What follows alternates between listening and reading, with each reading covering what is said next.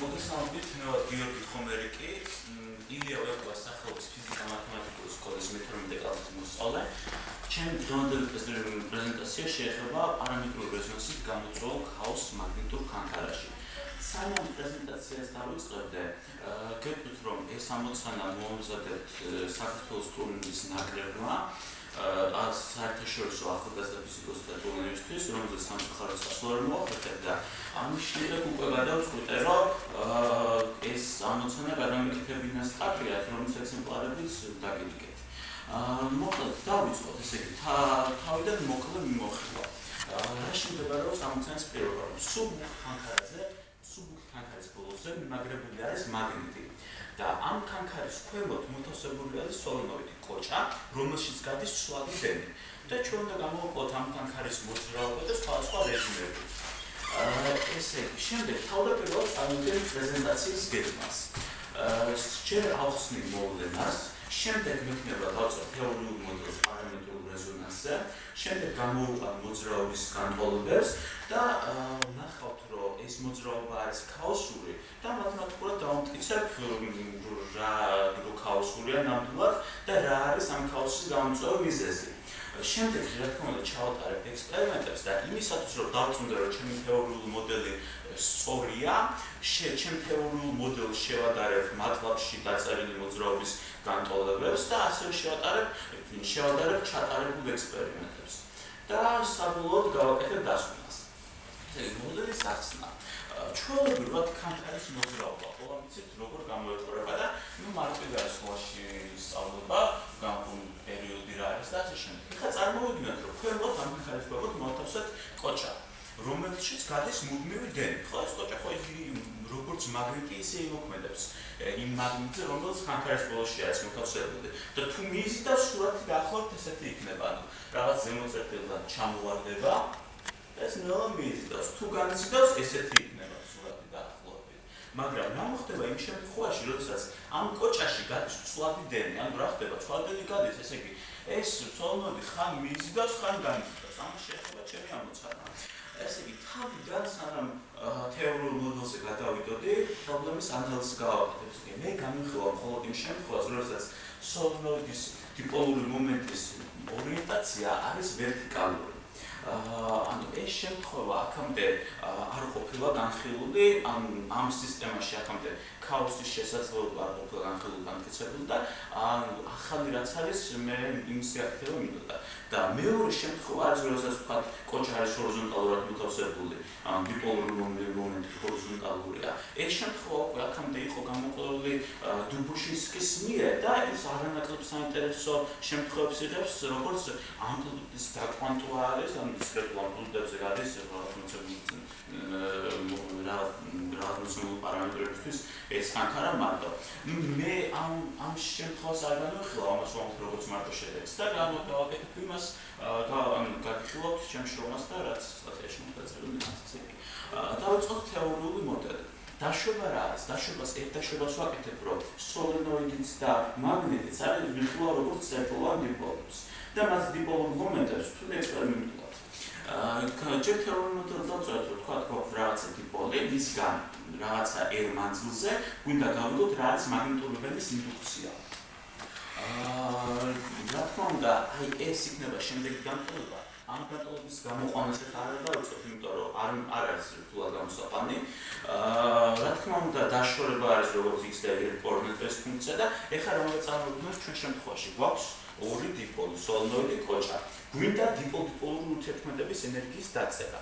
ანუ მაგისთვის რა უნდა გავაკეთოთ? ერთი დიპოლი მეორე დიპოლთან რა მაგნიტურ ველს შექმნის, ეგ უნდა დავამბობთ მეორე დიპოლის დიპოლურ მომენტზე. ანუ ესე გამოიხატება ენერგია და შემდეგ ენერგიის გრადიენტს რო ავიღებთ x და y კოორდინატებით მივიღებთ ძალის x და y მდგენელებს. ესე იგი, ეხლა უკვე გადავიდეთ მოძრაობის განტოლების დაწერაზე მცირე კუთხეებისთვის, ანუ მოძრაობის თავდაპირველად განტოლებას ვიყვან მცირე კუთხეებისთვის, იმიტომ რომ ანალიზურად იყოს ამოხსნადი. ესე იგი, იმ გაწარმოების შესრულების შემდეგაც დაშვებას ვაკეთებთ, რომ კუთხე მცირეა და ვიღებთ შემდეგნაირ ტიპ განტოლებას. ხო, ნიუტონის მეორე კანონს ვწერთ, რა თქმა უნდა, ტანგენციალურ ღერძზე, იმიტომ რომ დაჭიმული ძალა გამოვიწყოთ. და შემდეგ ტიპ განტოლებას ვიღებთ. სადაც აღვნიშნავთ რა არის საკუთარი სიხშირე და რა არის კოჭის დიპოლური მომენტი, ესე იგი ცვლადები გადის და ვიცით რომ დროში ცვლადია რაღაც ამპლიტუდური მნიშვნელობა გამრავლებული კოსინუს 2ω ტეზე, სადაც 2ω სიხშირე არის. შემდეგ ყველა კონსტანტას აღვნიშნავთ ჰ-ით, სადაც შეიძლება წარმოვიდგინოთ ეს ჰ როგორც რაღაცნაირი დაყვანილი ძალა, მანძილის საწყისი მანძილის მეხუთე ხარისხის უპროპორციული არის. ეგრე შეგვიძლია წარმოვიდგინოთ და ტიპგანტოება დაიყვანება შემდეგ სახეზე, სადაც ხახუნის დამატება შეგვიძლია, როგორც სიჩქარის პროპორციული ხახუნის დამატება და ასევე ხახუნის კოეფიციენტი ვირთულობთ ექსპერიმენტულად. შემდეგ ეხლა ჩვენ თავი მიზანი არის, რომ გამოვიკვიროთ პარამეტრული რეზონანსის არსებობა ამ სისტემაში. ნახოთ, არსებობს თუ არა პარამეტრული რეზონანსი და რა შემთხვევაში არსებობს პარამეტრული რეზონანსი. ამისთვის ესე იგი, თავდაპირველად რა არის პარამეტრული რეზონანსი? ჩვეულებრივი რეზონანსი ვიცით რა არის? რომ რაღაცა სისტემა ასრულებს რხევას, გარეძალა არის, რომელიც იგივე პერიოდით მოქმედებს ამ სისტემაზე და რეზონანსია. პარამეტრული რეზონანსი ახლა რა არის? ჩვეულებრივი რაღაცა სისტემა ასრულებს რხევას და მისი ერთ-ერთი პარამეტრი პერიოდულად იცვლება, რომელიც იწვევს ამპლიტუდის ესე მკვეთრად გაზრდას, ისე თითქოს რეზონანსი იყოს. მაგალითად შეგვიძლია მოვიყვანოთ აი საქანელაზე ადამიანის მოძრაობა. მაგალითად საქანელაზე რომ მოძრაობს ბავშვი, ჯერ ზემოთ აიწევა, მე რო ქვემოთ ჩამოეწევა პერიოდულად, ანუ რო წარმოვიდგინოთ სიგრძეს ხუთსულის კანკარისას და ეგ არის სიმძიმის ცენტრს ჩამოწევს. და ამ ტიპგანტოლების საერთოდ ამოხსნისას ამონახს უნდა ვეძებოთ შემდეგი ფორმით, სადაც A და B დროს არის დამოკიდებული. ესე იგი, ჩასმის შედეგად მივიღებთ შემდეგ განტოლებას, სადაც X-ში და Y-ში ბევრი წევრები არის და ეს განტოლება რომ ამოიხსნას, X-ის ნოლი უნდა იყოს და Y-ის ნოლი უნდა იყოს. პარამეტრული რეზონანსისთვის შემოგვაქვს პირობა, რომ ექსპონენციალური ზრდა უნდა იყოს, sadაც S-ი არის ზრდის growth rate, ზრდის კოეფიციენტი, A და B არის მუდმივები. შემდეგ ორ განტოლებას რომ მივიღებთ, იმის დეტერმინისტულად ამოხსნის შემდეგ, ვიღებთ S-ის მნიშვნელობას, თუ რა უნდა იყოს S-ი. და ეხლა პარამეტრული რეზონანსის პირობა რა იქნება? S-ი უნდა იყოს აუცილებლად დადებითი, ხო?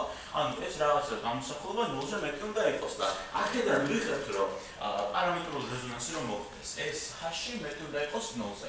და კიდევ ერთი მნიშვნელოვანი პირობა რაც გამოჩნდა არის ის, რომ მაგნიტი როდესაც არის მიმაგრებული კანკარაზე, ამ კანკარის და მაგნიტის დიპოლური მომენტის მიმართულება ერთმანეთს ემთხვევა, იმიტომ რომ ყარად არის მიმაგრებული.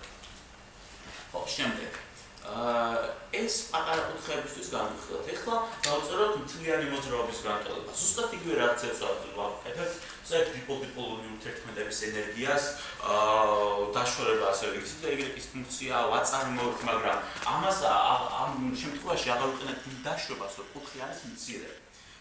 და ვიღებთ დაახლოებით იგივე დიფერენციალურ განტოლებას, უბრალოდ სხვადასხვა ფორმის, რომელსაც სადაც F-X და F-Y არის საკმაოდ დიდი წევრები არის, აქ შეიძლება არც დაეთქოს. ამიტომ ამის ხელით ამოხსნა შეუძლებელი იყო და ეს შევწერე MATLAB-ში და MATLAB-ის საშუალებით ამოვხსენე. შემდეგ ეხლა თეორიული მოდელის შედეგებით. მოძრაობა შეიძლება იყოს ხალხური ან შეიძლება იყოს ხალხური რაღაცა ჩამოვიდა. არსებობს საინტერესო შემთხვევა, როდესაც პარამეტრული რეზონანსი არის. როდესაც პარამეტრული რეზონანსი არის, თავიდან ძალიან მცირე გადახრის შედეგად დიდ ამპლიტუდაზე გადის. საწყის მცირე გადახრის შედეგად. და მომავალში ნახავთ, რომ პარამეტრული რეზონანსი აუცილებელი პირობა არის ქაოსისას. როდესაც არის პარამეტრული რეზონანსი, სისტემა აუცილებლად ქაოსურია. შემდეგ დავამტკიცებ ამას. და არის ის შემთხვევა, როდესაც ხახუნი რო არ იყოს, იქნებოდა პარამეტრული რეზონანსი, მაგრამ პარამეტრული ხახუნის გამო დიდ ამპლიტუდაზე ვერ გადის კანკარა. გავაგრძელოთ, ესე იგი, სისტემის ქაოტურობის დასაბუთება თეორიულად. ეს ზოგადად როგორ უნდა დავამტკიცოთ, სისტემა არის ქაოსური თუ არა. თქვათ რაღაცა დიდ განტოლება აღწევს სისტემის მოძრაობას და შეგვიძლია გავზომოთ რაღაცა გაზომადი პარამეტრის დროზე დამოკიდებულება. ჩვენ შემთხვევაში თქვათ გავზომოთ კუთხის დროზე დამოკიდებულება, ავიღოთ გრაფიკი. შემდეგ ნებისმიერი საწყისი პარამეტრი შევცვალოთ უმნიშვნელოდ, ძალიან მცირედით. ავიღოთ ისევ ეს გრაფიკი. სხვა გრაფიკი იქნება უკვე და თუ ამ ორ გრაფიკის შორის განსხვავება იზრდება ექსპონენციალურად, მაშინ ეს არის ქაოსი, ეს არის განმარტება. ეს უკვე ახლა გადავდივართ ამ გრაფიკზე. აქ Y ღერძზე არის გადაზომული ფარგლებში განსხვავება, X ღერძზე არის დრო. ჯერ შევხედოთ მოდით მხოლოდ ლურჯ გრაფიკს. ესე ლურჯ გრაფიკზე არის იგივე ასახული ზუსტად ამ კუთხის დროზე დამოკიდებულება არის, მე კუთხეს ძალიან მცირედით შევსვით, იგივე გრაფიკს ავაგებ და განსხვავება არის ლურჯ გრაფიკით ასახული. და სხვაობა შეფარდებული საწყის კუთხეების განსხვავებაზე. ასევე არის გაკეთებული კუთხური სიჩქარისთვისაც. ანუ საწყის განსხვავებაზე იმიტომ აქვს შეფარდებული, რომ ეს ორი გრაფიკი ერთ გრაფიკზე მომეთავსებინა. და საინტერესო აქ რაც არის ის, რომ შავი წყვეტილი ხაზი არის თეორიული მოდელით მიღებული შედეგი. იმ დიდ განტოლებიდან მიღებული ესი ლაპონოვის ხალხის შემთხვევაში ლაპონოვის ექსპონენტს ეძახია, რომელიც თეორიიდან მივიღეთ და ხედავთ, რომ საკმაოდ კარგად ემთხვევა ამას. მაგრამ ეს შემთხვევა არის ის შემთხვევა, როდესაც საწყის კუთხე არის მცირე. ანუ იმისთვის რასაც თეორიული მოდელი დავწერე, მაგრამ მეორე შემთხვევა, როდესაც საწყის კუთხე არის მცირე, დიდი. აქ გახოთ მგონი 1 რადიანი მივიქითე, ისევ ეს გრაფიკების სხვაობა, საკმაოდ არ ემთხვევა თეორიიდან მიღებულ ეს, რომელიც ბუნებრივია, იმიტომ რომ თეორია დაწერილი არის იმისთვის, რომ მცირე კუთხეებისთვის. შემდეგ, ეხლა გადავდივართ საკმაოდ მნიშვნელოვან ნაწილზე, სტაბილური და ქაოსური მოძრაობის ზღურბლები. ამ ნაწილით ვამტკიცებ, რომ პარამეტრული რეზონანსი არის ქაოსის აუცილებელი მიზეზი. ესე იგი, რა ხდება? ჩვენ ვიცით, რომ H-ი რითი აღნიშნეთ, ისიც შემოგვაქვს დაშორების რაღაცა პროპორციული არის, დაშორების რომელსაც ხარისხის პროპორციულია და ვიცით, რომ H-ი მეტი უნდა იყოს რაღაცაზე, რომ პარამეტრული რეზონანსი შესრულდეს. მოდით, ავიღოთ პარამეტრული რეზონანსის შესრულების ზღურბლი ლურჯი გრაფიკი არის ეგ. და დამოკიდებულება არის 2ω R-ზე არის გადაზომილი დაშორება და სიხშირე. და ლურჯი გრაფიკი არის ზღურბლი, როდესაც პარამეტრული რეზონანსია მაგისთვის. შემდეგ მატლაბში, ხო მივეცი მოძრაობის განტოლება, ხო შევყვანე მოძრაობის განტოლება და მაგის მატლაბის საშუალებით შემეძლო მენახა, რომ რაღაცა მოცემული R-ისთვის რა ω-ზე იქნებოდა ქაოსი.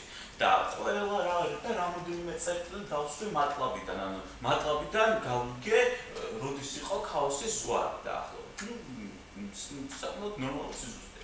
და აქ აქ ხედავთ, რომ პარამეტრული რეზონანსის ზღვარი და მატლაბიდან აღებული ქაოსის ზღვარი, ხო? საკმაოდ კარგად ემთხვევა ერთმანეთს. მაგრამ აქედანაც შეგვიძლია დავუწყნათ, რომ პარამეტრული რეზონანსი არის ქაოსი გამოწვეული პარამეტრული რეზონანსი. და ერორ ბარებს რო ხედავთ, ის არის ექსპერიმენტული მონაცემები, ანუ ექსპერიმენტებს ზირთად გატარებთ დაშორება 1 სანტიმეტრზე და 1 სანტიმეტრზე, იმიტომ რომ იმის იქით უკვე ძალიან ახლო იყო და იკრობოდა იმ კოჭას, იმის შორს კიდე უკვე თერთმეტობა ძალიან სუსტი იყო და მაგ დაშორებისთვის მაგ ზღვაში არის ქაოსის ზღვა, ესე იგი ზღურბლი. ერორ ბარის ზღვაში. შემდეგ გავაგრძელოთ ახლა ფაზური დიაგრამა. შევხედოთ ფაზურ დიაგრამას, ანუ წარმოებაზე დამოკიდებულება არის. ფაზურ დიაგრამაში ზოგადად ესეთი შევსებული რო არის ფაზური დიაგრამა, ქაოსური არის ხოლმე სისტემის პროექტები. შემდეგ, ეხლა წამოვიდგინეთ ექსპერიმენტებს. დაინახეთ ალბათ, რომ თეორიული მოდელი დავწერე მათემატიკური ხანქარისთვისაც და ხოლმე შევამოწმოთ თეორიული მოდელი ექსპერიმენტებით. ანუ შევამოწმოთ მართალია თუ არა თეორიული მოდელი ექსპერიმენტი ემთხვევა თუ არა. ამისთვის რა თქმა უნდა არ დაემთხვევა თეორიული მოდელი, იმიტომ რომ მათემატიკური ხანქარისთვის იყო დაწერილი. ექსპერიმენტში რა თქმა უნდა ფიზიკური ხანქარა არის, ანუ მყარი ხანქარა უნდა იყოს და ვერ გავაკეთებთ ისე რომ მათემატიკური ხანქარა ამიყო. ამიტომ თეორია ძალიან მარტივად გადავწერე ფიზიკურ ხანქარაზე. და იმისთვის დავიწყებ ექსპერიმენტის თეორიასთან შედარებას და მანამდე გაჩვენებთ ვიდეოს ხმას გამოვიდა. საწყისი კუთხე არის ძალიან მცირე, ანუ გადახრილი არ არის და ხედავთ, რომ ჩართვის შემდეგ იწყებს დიდ ამპლიტუდებზე გასვლას, ანუ პარამეტრული რეზონანსია და ესე იგი, გაჩვენებთ მარტო იმ შემთხვევაში, როდესაც თავისი არის და პარამეტრული რეზონანსი. იმიტომ რომ სხვა შემთხვევაში რო გაჩვენოთ, თავისთვის რთულ დასანახი იქნება ქაოსი ვარ იყოს, ან ჩოლობრივ ხელს დაინტერესება ძალიან და ეს შედარებით საინტერესო არის. შემდეგ გადავიდეთ თეორიული მოდელისა და ექსპერიმენტის შედარებას. ეხლა, რა თქმა უნდა, ამ სისტემაში არის ეს სისტემა არის რაღაცა პარამეტრებისთვის ქაოსური. ქაოსური თვალის სისტემა თეორიას ექსპერიმენტს ვერ შევადარებ, უნებრივია, იმიტომ რომ ძალიან მცირე გადახრა იწვევს ძალიან დიდ განსხვავებას და ექსპერიმენტის თქმულობა კიდე რამდენია. და მაგიტომ შევადარე ისეთი პარამეტრებისთვის, როდესაც ქაოსი არ აქვს. მატლაბის მეშვეობით ავაგე გრაფიკი, კუთხის დროზე დამოკიდებულება რაღაცა მარჯვნულოცემული პარამეტრებისთვის და ჩავატარე ექსპერიმენტი ზუსტად იგივე სასწავლო პარამეტრებისთვის. და ეს ექსპერიმენტი ჩავწერე ვიდეოთი და შემდეგ უკვე ეს ვიდეო დავუმუშავე, ანუ რაღაცა დროის ტოლი მონაკვეთებით ვიღებდი კუთხის მონაცემს, ანუ რა კუთხე იყო და სხვა წელს გრაფიკზე. და აქ ხედავთ, რომ თავიდან საკმაოდ კარგი დამხმარება არის და შემდეგ უკვე ნელა განსხვავება იძლება. ეს გამოწვეული არის იმითი, რომ ჩემი დაშვებითაა გამოწვეული და ექსპერიმენტულ სტომლებად, იმიტომ მაგალითად მე დავუშვი, რომ კოჭა და მაგნიტი არიან წერტილანდრიკულობის სინამდვილეში არ არიან. და როდესაც ეს რაღაცა უზუსტობა მუდმივად მოქმედებს სისტემაზე, ხო? რა თქმა უნდა, განსხვავება თეორიასა და ექსპერიმენტის შორის დროში გაიზრდება. მაგრამ აქ მთავარი ის არის, რომ საწყის მომენტში ხო საკმაოდ კარგად ემთხვევა თეორია ექსპერიმენტს. რომლიდან შეგვიძლია ვთქვათ, რომ სტომლების ფარგლებში საკმაოდ კარგად შედება. შემდეგ გადავიდეთ თეორიული მოდელის სამგანზომილებაშიც მქონე დაწერილი. თუ რა განსაკუთრებით მე შეგვიძლია დამოსოთ მაგას შეკითხვა. განსაკუთრებული არაფერი არ არის, უბრალოდ საინტერესო ლამაზი არის სამგანზომილებაში მოძრაობა და გაჩვენებთ მაგას.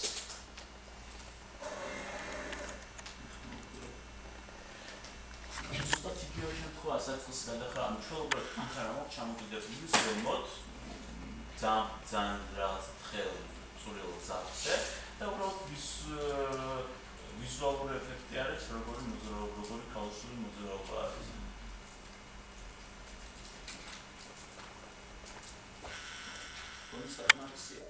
და მოდით გადავიდეთ ახლა დასკვნაზე.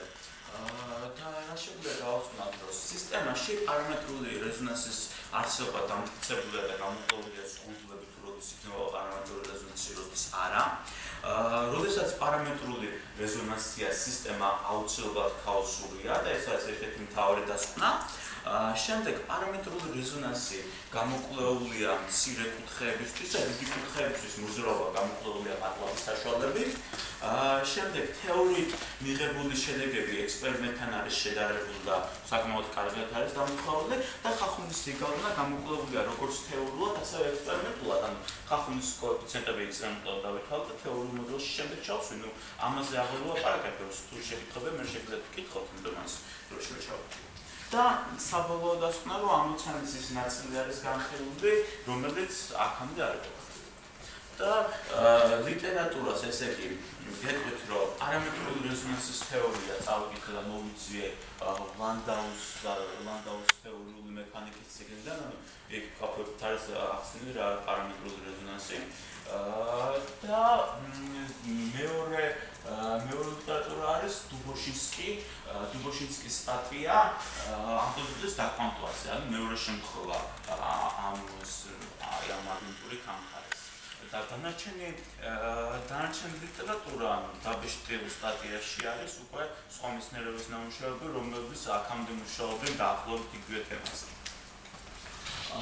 საბოლოოდ მალე პროცესს. შეიძლება ის იდეაც გვაჩვენეთ ფაზური დიაგრამა, სადაც კონკრეტულად. კი.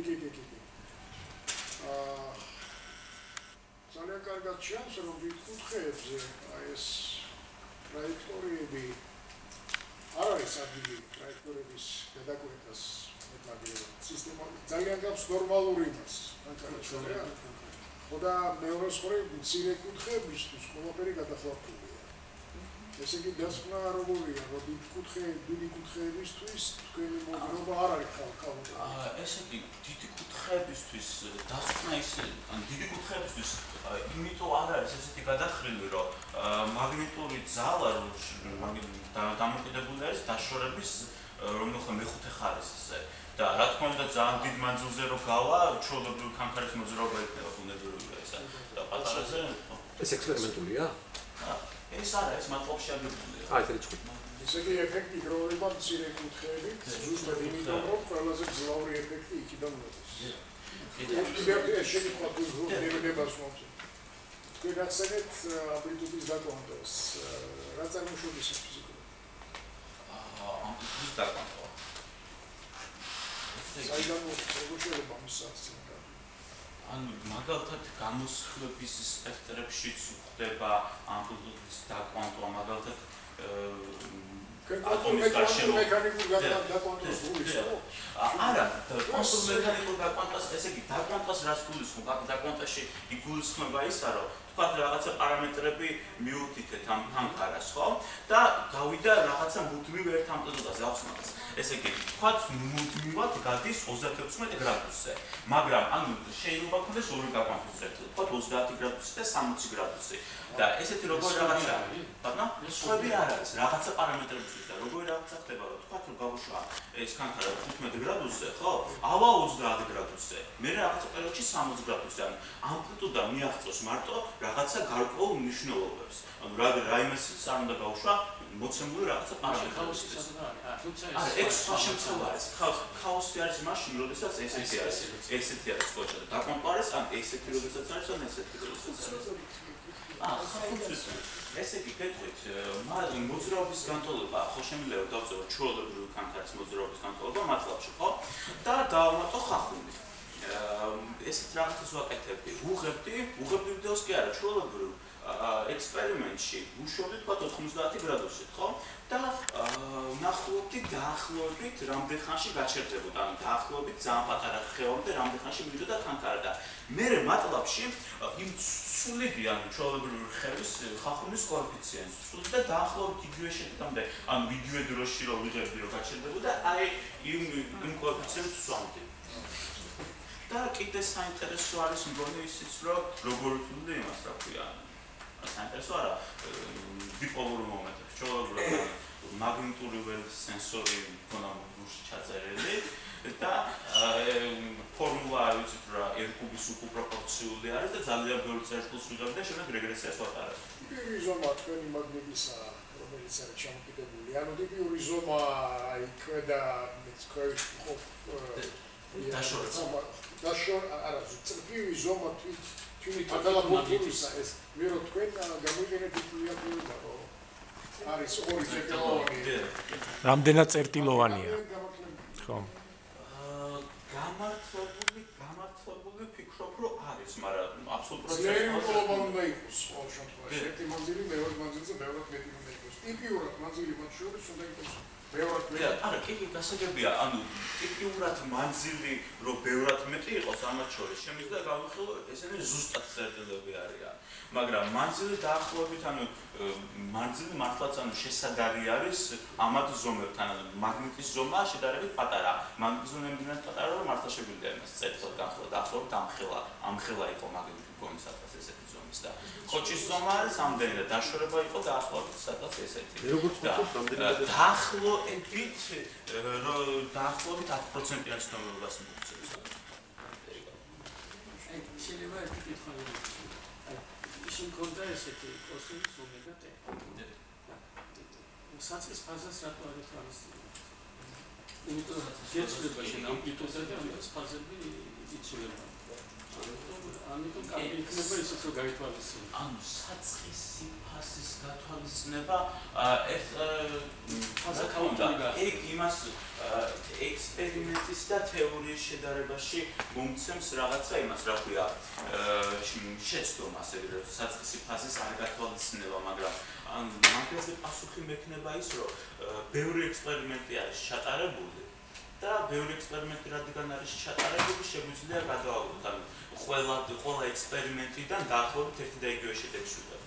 და მაგიტო საწყის ფაზას ვერ გავწევთ. საწყის ფაზასაც თუ განვითარებთ, მაშინაც მიიღებ ერთსა და იგივე. დიახ, რასმოა, მიუძს, მაგრამ მე თეორიაში აბსოლუტურად მარტივია და იგივე შედეგს მოგწევს საწყის ფაზისგან. სულ ვათვალისწინებ, მაგრამ ექსპერიმენტულად ხო, ანუ ვერ გავთვალისწინებ საწყის ფაზას, იმიტომ რომ სიხშირე მაქვს დაახლოებით 20 ჰერცი. და საწყის ფაზას ვერ გავთვალისწინებ. კიდევ ერთი კითხვა იმას დროსთან შედარებით. კიდევ ერთი კითხვა მაქვს ესეთი, რომ პრინციპში შეიძლება თუ არა თავის იმასთან დაკავშირებული კიდე ვისაც ამ დათექნოლოგიად გაითვალისწინებდი, რომ დავუშვათ ის მაგნიტი ზედა მაგნიტი, აი იმ მაგნიტის ცვლილებაზეც, რომელიც ქვევით ცვლადი დენია, იმაზეც შეიძლება მოქმედდეს. მცირე თუ მოქმედდეს. საერთოდ მაგნიტი ამ მაგაზია. გონია მაინც რომ ეგ რა თქმა უნდა ეგეც მაგასაც რაღაც წვრილი ექნება, მაგრამ საერთოდ არ მიფიქრია მაგას საინტერესო შეკითხვა და აუცილებლად შესაძლებელია, მაგრამ რო შევაფასოთ მაგალითად იმ კოჭაში დაახლოებით ვატარებდი მიიღო, ვალგესაც არ იქნება ამის გათვალისწინება აუცილებლად.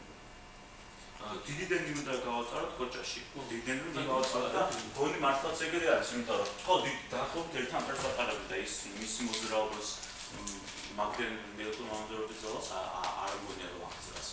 შედარებით გონი ბევრად უფრო ნაკლები რიგის იქნება. უბრალოდ ის შემთხვევა გვექნება. დენი რო არ გადიოდეს ის შემთხვევა გვექნება. დენი რო გადიოდეს თავზე. დენი რო არ გადიოდეს ის შემთხვევა გვექნება მარტო რომ ეს მაგნიტი მოდის და ეს კოჭა მუდმივად მიიზიდავს ამას. ეს გამარტივებული სქემაა და სწორია. მაგრამ ესეც ალბათ გასათვალისწინებელია და თქვა რომ ეს ვარ გაიმიცნოს იმ დროს, როცა ესეთი მე მაგეთი მე ისე მეჩვენება შეიძლება ზედაპირულია ჩემი შეხედულება რომ რიცხვითად რო ხსნი ის განტოლებაც მიახლოებითია. იმიტომ რომ fx და fy მუდმივად ჩათვლა მოგიწევს მაინც ხო ესეა? არა თუ შემთხვევაში აბა მუდმივად არ ვთვლი მუდმივად fx და fy. რა მაშინ რა მომხსნელი ხსნიდი ამ განტოლებაზე? რომელი ამოხსნელი? OD ფუნქციები, OD-55. მაშინ ეგ ერთისვლადი უნდა იყოს, ხო ალფა? ბატონო? იქ ერთისვლადი უნდა იყოს, ხო ალფა? კი. მაშინ ახლა ეს ვეღარ გავიგე, მაშინ ეს ჩემი ის რო გადაიხარა აქეთ. ეს დაშორება ხო გაიზარდა და მე ეს მარტო ალფაზეა დამოკიდებული?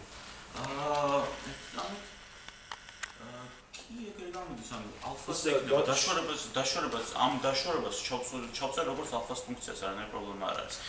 ამით აი ზერები მუდმივებია და ალფას ფუნქცია. მან სტატიაში მიწერია, ესე იგი და მან მიწერია მგონი L1x რა არის, L2x რა არის და გამოთვლილი არის მეორე გვერდზე. ანუ ალფას საშუალებით ზირა საწყისი დაშორება არის, მანძილი არის და ანუ დაშორებას როგორც მარტო ალფას აი ეს დაფიქსირებულია და ალფა არის ერთად და უკვე რო ჩემი ისე. ალფა არის ანუ გამოსახავი მიქსერების ორგანიზებს როგორც ალფას ფუნქციას და მე ნუ იმისი ამოხსნა ხელით შეუძლებელი იქნება მარტივი ამოხსნა.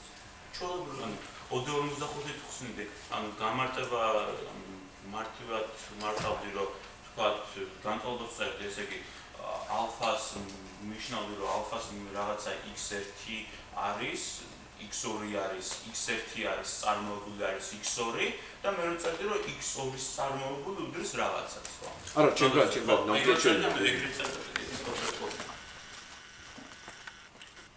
ერთი კითხვა მაქვს. აი, პრინციპში მე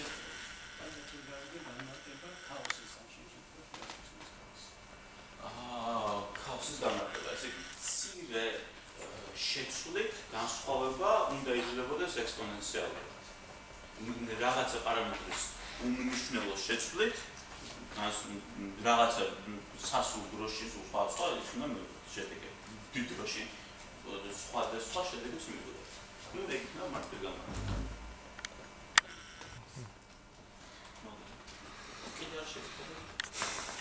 მგონი არა ხომ? მადლობა.